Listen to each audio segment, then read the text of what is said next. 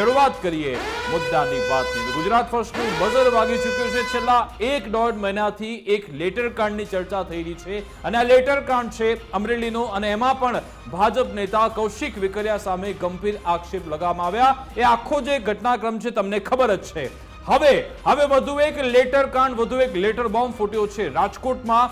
રાજકોટ જિલ્લાના પ્રભારી છે ધવલ દવે, તેમને સંબોધીને તેમનું નામ લખીને તેમના પર એટલા બધા ગંભીર આક્ષેપ લગાવવામાં આવ્યા કે ભાઈ તેમણે મહામંત્રી બનાવવાની ઓફર આપીને લોકો પાસેથી પૈસા લીધા છે। વ્યાભિચારની તેમના પર ફરિયાદ કરવામાં આવી છે। લોધિકા ખરીદ સંઘ વેચાણના જે ચેરમેન પદ છે તેમાં પણ 7 આંકડાનો વહીવટ કરવામાં આવ્યો। એટલું જ નહીં, ઘણા બધા એવા પોલીસ અધિકારીઓ કે જેમની પૈસા લઈને બદલી કરવામાં આવી છે। સાથે સાથે હમણાં જે સંગઠન પર્વ ચાલ્યું તેમાં પણ ઘણા બધા લોકોને ગોઠવી દેવાયા છે તેવા ગંભીર આક્ષેપ લગાવવામાં આવે છે ને જેમાં લિખિતન કોણ છે? લિખિતન છે સૌરાષ્ટ્રના એ મૂળભૂત કાર્યકરો, સૌરાષ્ટ્રના એ ત્યાંના સનિષ્ઠ કાર્યકરો કે જે પાર્ટી પ્રત્યે વફાદાર છે। એવું કહેવામાં આવેલું છે કે આ લોકો એવા લોકો છે કે જે મૂળ પાયાના કાર્યકરો છે ને જો આ લોકોને હટાવવામાં નહીં આવ્યા તો પછી ભાજપ માટે અહીંયા કપરા ચઢાણ રહેશે। સવાલ એ છે કે શું એક લેટરને હથિયાર તરીકે રાખીને સામેવાળું જે ગ્રુપ છે તેને પરાસ્ત કરવા માટે, તેને પાડવા માટે, તેને નીચા જોડું થાય તે માટે લેટરનો ઉપયોગ થઈ રહ્યો છે કે પછી આમાં કોઈ બીજી જે રાજનીતિ રમવામાં આવી રહી છે? આમાં કોણ આવી લેટરવાળી રાજનીતિ કરી રહ્યું છે તેના પર સવાલ છે। પરંતુ એક બાબત તો સ્પષ્ટ છે કે ભાજપનો જે આ જૂથવાદ છે, જે રીતે આયારામ ગયારામનો દોર શરૂ થયો કોંગ્રેસમાંથી, આમ આદમી પાર્ટીમાંથી જે નેતાઓને લાવવામાં આવી રહ્યા છે, કદાચ તેનું જ આ પરિણામ છે કે મૂળ પાયાના કાર્યકરોમાં જોરદાર રોષ જોવા મળી રહ્યો છે। મુફદ્દલ, આ લેટર કાંડની રાજનીતિ સૌરાષ્ટ્રમાં જોરદાર ચર્ચામાં છે, અમરેલી અને હવે રાજકોટ। વિકાસ, સૌથી પહેલા તો આમાં ઘણા બધા સવાલ એ ઉઠી રહ્યા છે કે આખરે એક સમય હતો જ્યારે વિરોધી પક્ષના કોઈ નેતા સામે આરોપ કરવો હોય તો આ રીતે પત્રિકા કાંડ ખૂબ થયેલા છે। તો આ રીતે પત્રિકા લખવામાં આવે અને એને વાયરલ કરવામાં આવે, જે તે સમયે જે રીતે સ્પ્રેડ કરવામાં આવતી હતી એ રીતે સ્પ્રેડ કરવામાં આવે અને એમાં પણ નામ ના હોય। હવે અમરેલીનો જે લેટર કાંડ છે કથિત અને રાજકોટનો જે કથિત લેટર કાંડ છે, આમાં સૌથી મોટો તફાવત એ છે કે રાજકોટમાં એક નામ અમરેલીમાં એક નામ લખવામાં આવ્યું છે અમરેલીના લેટરમાં, અને રાજકોટનું જે છે એમાં સનિષ્ઠ કાર્યકરો એવું લખાયું છે, કોઈનું નામ નથી લિખિતનમાં। પેલામાં લેટર પેડ છે જી, તાલુકા પંચાયત પ્રમુખના નામ, યસ, લેટર પેડ છે। અહીંયા એક એવી રીતે છે કે જાણે એક પત્રિકા લખાઈ છે। એટલે પહેલો સવાલ તો અહીંયા એ થઈ રહ્યો છે કે શું આ ભાજપના જૂથવાદની પ્રતીતિ આપતો આ લેટર છે, આ પત્ર છે, શું આ પ્રતિકૃતિ છે, પ્રતિબિંબ છે કે જે રાજકોટ ભાજપ છે એમાં જૂથવાદ ચાલી રહ્યો છે કે પછી આ પણ ખૂબ મોટો સવાલ છે કે કોઈ બીજું આ બધાની વચ્ચે ભાગલા પડાવવા માટે આવો ખોટો પત્ર લખીને વાયરલ કરી રહ્યું છે? આ સવાલ પણ પૂછાશે, કેમ કે જ્યારે જેમ અમરેલીમાં કેમ નામ છે ને લેટર પેડ છે, હવે ભલે જેનું નામ છે અથવા તો જેના નામનો લેટર પેડ છે એ સ્વીકારે કે ન સ્વીકારે અલગ વાત છે, એમ અહીંયા જેમ નનામો પત્ર જે કહેવાય એ રીતે આ નનામો પત્ર લખાવો છે, કોઈનું નામ નથી, કોઈનું લેટર પેડ નથી। તો સવાલ એ પણ થઈ રહ્યો છે કે શું આ એક નકલી પત્ર છે? કેમ કે આ પત્ર કોણે લખ્યો છે, કયા હેતુથી લખ્યો છે એ ખબર નથી પડતી। હા, આરોપ થયા છે આમાં પણ આરોપ થયા છે, જેમ અમરેલીમાં આરોપ થયા છે એવા જ કંઈક આરોપ અહીંયા પણ થયા છે।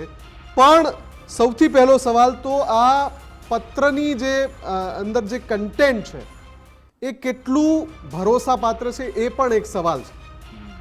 લિખિતનમાં મુફદ્દલ લખવામાં આવ્યું છે કે સૌરાષ્ટ્રના 25 વર્ષ જૂના પાર્ટીના કાર્યકરોનું એક વિશાળ વર્તુળ, કે આ એક બે કોઈ કાર્યકર, એક બે નેતા નથી, પરંતુ આખું એ વિશાળ વર્તુળ છે જે જૂના વિશાળ વર્તુળ છે છતાં વિકાસ એ નામ આપવા માટે તૈયાર નથી। બિલકુલ, એમને ખબર છે કે કદાચ જો નામ આપવામાં આવે તો પછી આમાં કોઈ સમીકરણ બદલાય પણ જાય અથવા તો નામ કદાચ આ મામલો દબાવી પણ દેવામાં, પરંતુ આ ખબર જ નથી કે અસલી છે કે નકલી છે। પરંતુ આપણે બે દ્રશ્યો અલગ અલગ જોઈશું। આ લેટર કાંડ, જે સૌરાષ્ટ્રમાં લેટર કાંડ ચર્ચાઈ રહ્યું છે, બે અલગ અલગ દ્રશ્યો તમે જોઈ રહ્યા છો કે જેમાં કૌશિક વેકરિયા સામે આરોપ, જેમાં પાયલ ગોટીનું પ્રકરણ આવ્યું એટલે આ આખો મામલો વધારે છે ગયો।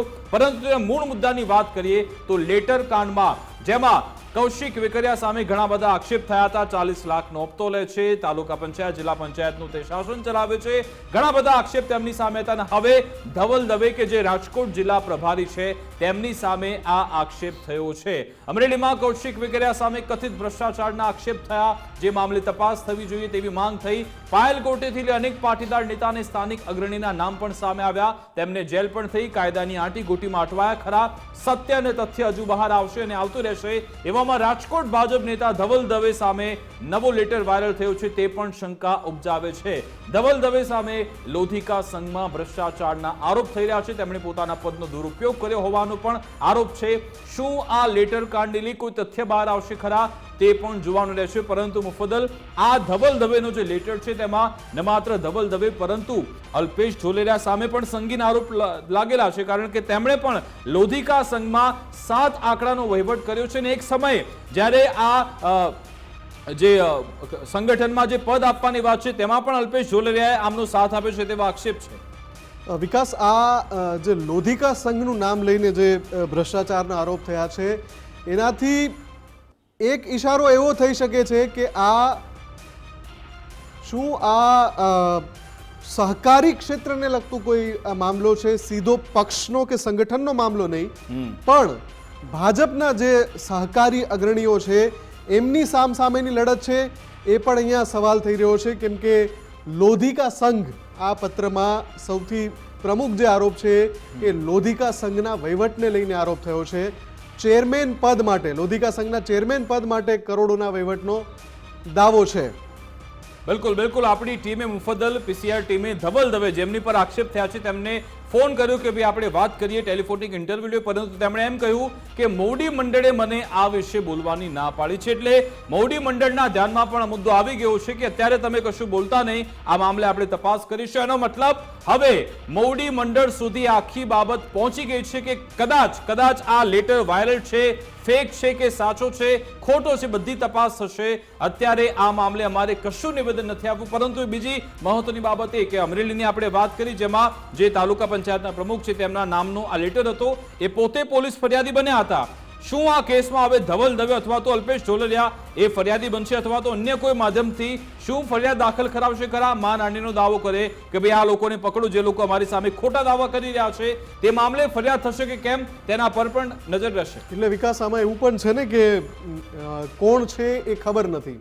નનામો પત્ર છે એટલે 100% એમનો જે અધિકાર છે એમની સામે કાર્યવાહી કરી શકે છે. પણ આ બધાની વચ્ચે જે એક નવો સવાલ પણ ઉત્પન્ન થઈ રહ્યો છે વિકાસ, કે જે પક્ષની રાજનીતિ છે એ પક્ષની રાજનીતિમાં એક સમય હતો જ્યારે કોઈ મોટા નેતા સામે કોઈ સંગીન આરોપ થતો તો એના માટે સીડી હથિયાર હતું, સીડી આવતી કેટલાક નેતાઓની, અને પછી એમની વિરુદ્ધ આખું એક ચાલે લાંબા સમય સુધી, અને એમ પછી પાછળથી એમ ખબર પડે કે આ રીતે આ સીડીથી આને ટાર્ગેટ કરાયા હતા.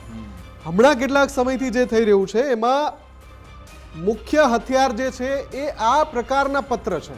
હવે આમાં એ પણ સવાલ છે કે શું આ કોઈ ત્રીજો વ્યક્તિ, જેને કદાચ પક્ષ સાથે કોઈ લેવા દેવા નથી, એ કદાચ આવા ધડ માથા વિનાના આરોપ પણ લગાવી રહ્યો છે? એ પણ સવાલ થાય છે આમાં.